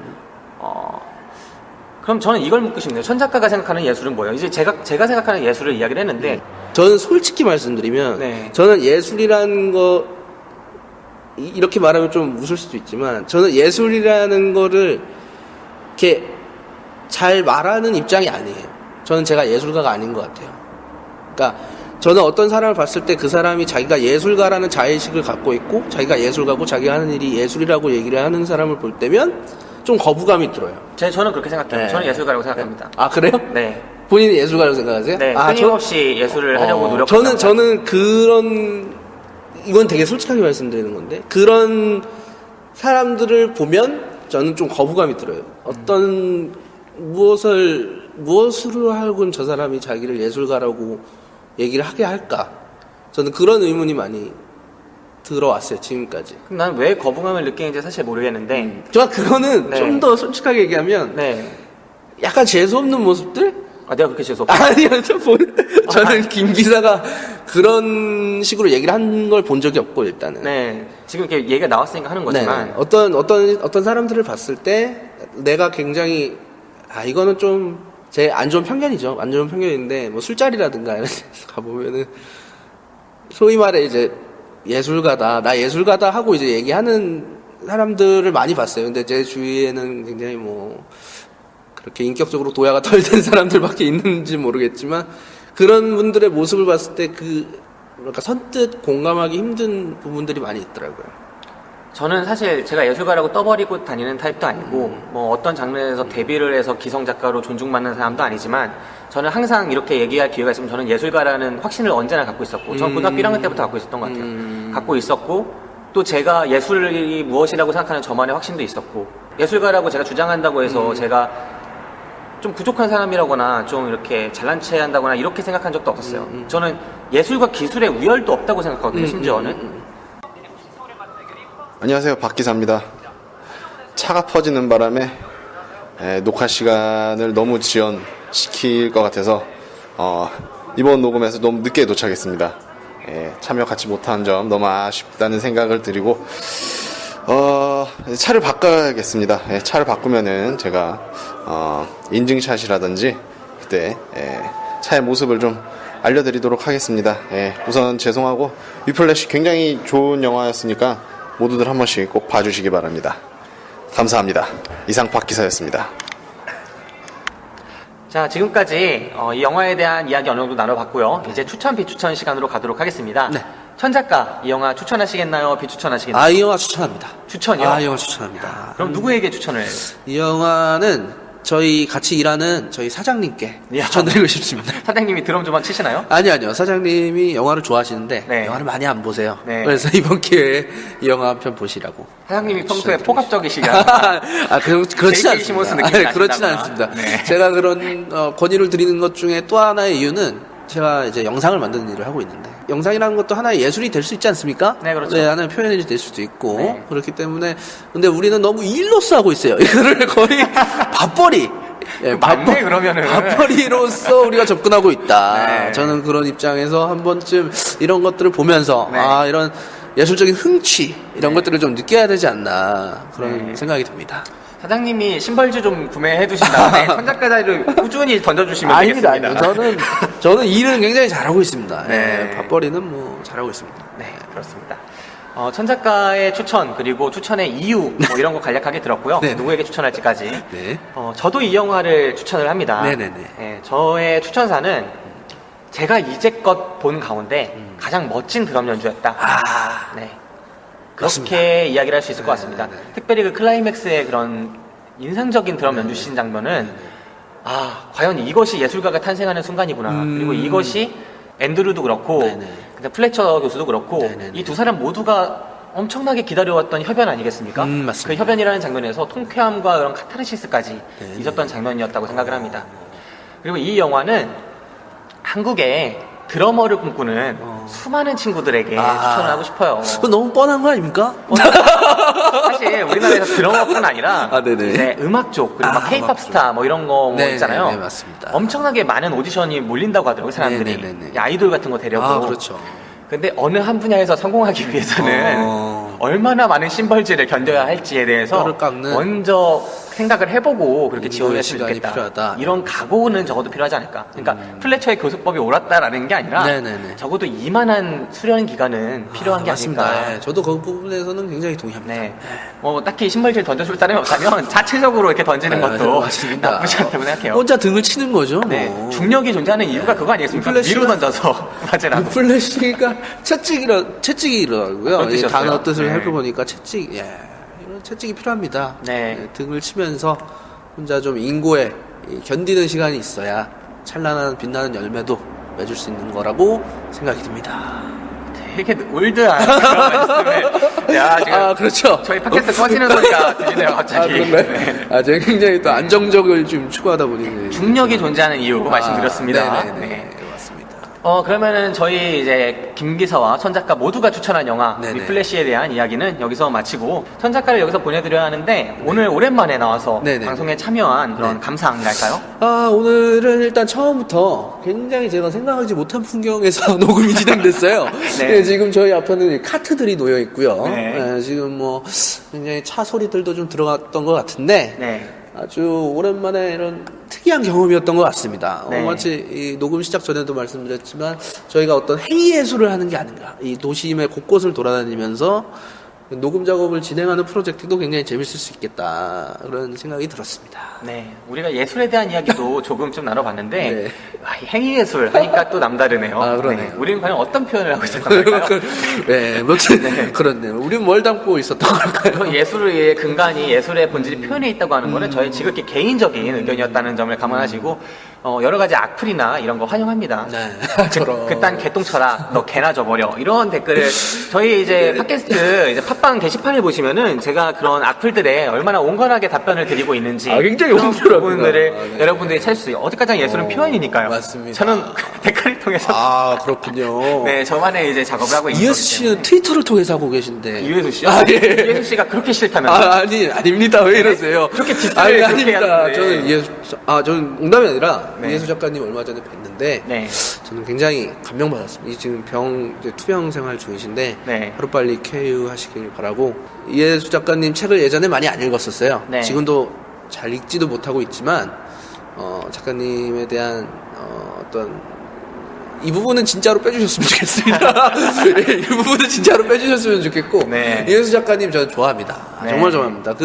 얼마 전에 뵀을 때 저한테 따뜻하게 떡을 내밀어 주셨어요. 원래 아는 사이 아니잖아요. 원래 아닌데 네. 얼마 전에 뵀어요. 우연치 네. 않게 뵀는데 이렇게 떡과 차를 내주시면서 정말 따뜻하고 제가 지금까지 좀 오해한 부분이 있지 않았나. 평소에 안티하던 천작가입니다. 이렇게 디사인 아닙니다. 저는 안티한 적이 네. 없고요. 저는 정말 좋아합니다. 네. 이예수 작가님. 그렇습니다. 네, 좋아합니다. 이회수 씨 하면 저는 그 닭도리탕은 순 우리말이다. 닭볶음탕이라고 하는 그런 거 없어져야 한다. 네. 이렇게 말씀하셨던 게 아직도 생생합니다. 네네. 네, 이회수 씨한테 관심이 많은 천작가와 함께 아닙니다. 이야기를 나눠봤고요. 오늘 방송 여기서 마치도록 하겠습니다. 박 기사는 이제서야 이제 보험 문제가 이제 해결되고 차 파진 게 해결돼서 네네네. 이제 달려오고 있는 것 같네요. 네네네, 네, 우리 맞습니다. 나가서 박 기사와 함께 차 한잔 하면서 오늘 방송에서 못다한 이야기 나누도록 하겠습니다. 예. 지금까지 들어주신 청취자 여러분들께 감사드리고요. 지금까지 김 기사였습니다. 천 작가였습니다. 감사합니다. 감사합니다.